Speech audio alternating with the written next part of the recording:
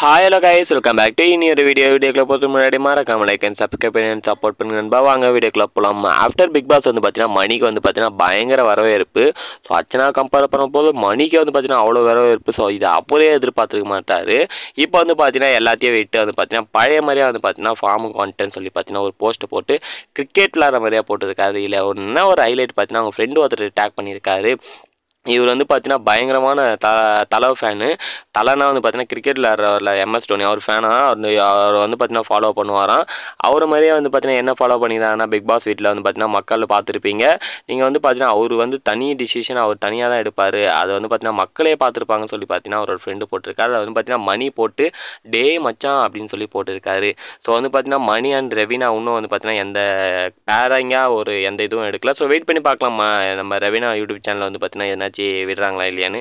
So யாரெல்லாம் wait பண்ணுறீங்க money and Revina பேருக்காக சொல்லி கம்பாஸில் பண்ணுங்க. மறக்காம லைக் அண்ட் சப்ஸ்கிரைப் பண்ணி கீப் சப்போர்ட்டிங் நண்பா. Bye bye, see you next video.